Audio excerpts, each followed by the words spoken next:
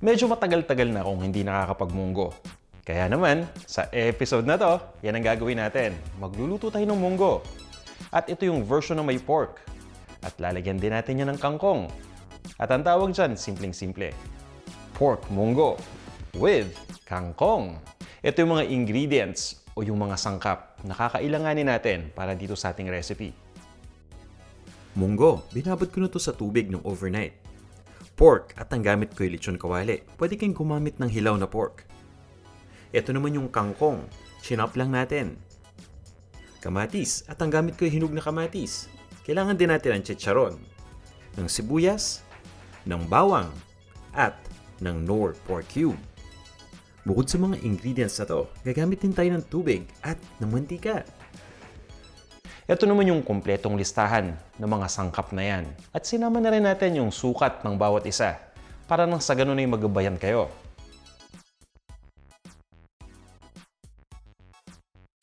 Kaya kung handa na yung mga ingredients o yung mga sangkap na yan at ready na rin kayo, tara, magluto na tayo. Mag-isa muna tayo. Kaya kailangan lang nating magpainit ng mantika dito sa ating cooking pot. 3 ingredients yung igigisa natin. Una kong ilalagay yung sibuyas. At walang kaso kahit anong kulay ng sibuyas ang gamit ninyo. Basta ang importante na chop natin yung sibuyas. Pabayaan lang natin itong maluto ng mga 30 seconds. So halu-haluin lang natin habang nagigisa. At ang susunod nating ilalagay ay yung bawang naman. Pagdating naman sa bawang, ang ginawa ko ay dinikdik ko lang ito at hiniwa ng maliliit na peraso. Ituloy lang natin ang pag-isa ng mga 30 seconds pa. At ilagay na natin yung hinog na kamatis. Importante ang paggamit ng hinog na kamatis para dito sa ating recipe. At ang ginawa natin sa kamatis ay dinice lang natin. Ituloy lang natin ang pag-isa hanggang sa lumambot na yung kamatis at yung sibuyas. At ilagay na natin yung pork. Ang gamit ko ay leftover na lechon kawali. Pwede rin syempre kayong gumamit ng hilaw na pork. Hihiwain lang natin ng maninipis na peraso para mas mabilis maluto. Itutuloy ko lang ang pag-isa ng mga 2 hanggang 3 minuto pa. Pero kung hilaw na pork ang gamit natin, ituloy lang natin ang pag-isa dito hanggang sa maging light brown ang kulay na outer part. At ilagay na natin itong munggo. Nasabi ko kanina na itong munggo na gamit ko ay binabad ko na sa tubig ng overnight, kaya naman malambot na to.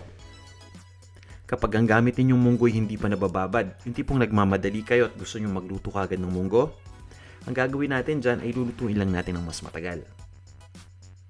Maglalagay lang tayo ng tubig. Mas marami ang kakailanganin nating tubig kung yung munggo na gamit nyo ay hindi pa nababad. Pabayaan lang natin itong kumulo.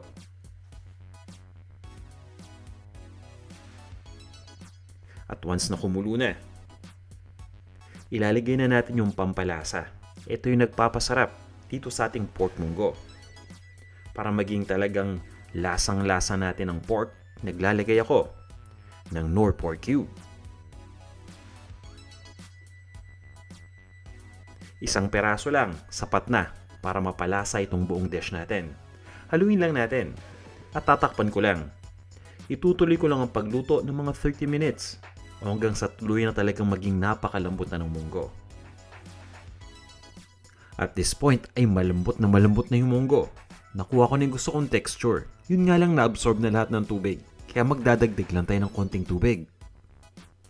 Pabayaan lang natin itong kumulo uli at itutuloy ko lang ang pagluto hanggang sa yung sabaw ng munggo ay lumapot o maging thick na. Nakikita nyo naman, eksaktong-eksakto yung pagkakaluto sa munggo. And at this point, yung karne o yung pork ay napakalambot na rin. At once na maging thick na o malapot na yung sabaw ng munggo, ibig sabihin yan, pwede na nating ilagay itong kangkong. Ang ginawa ko sa kangkong ay chinop ko lang. Basta siguraduhin natin na nalinisan natin mabuti yung kangkong bago natin lutuin.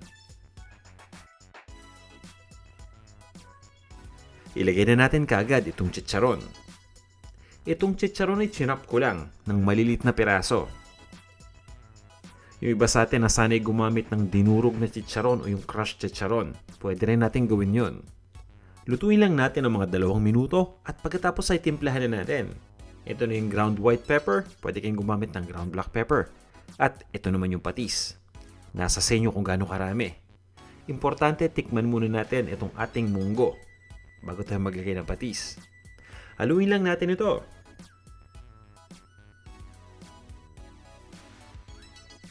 And at this point ay ready na itong ating pork munggo na may kangkong. Pwede na natin itong ilipat sa isang serving bowl at iserve na natin.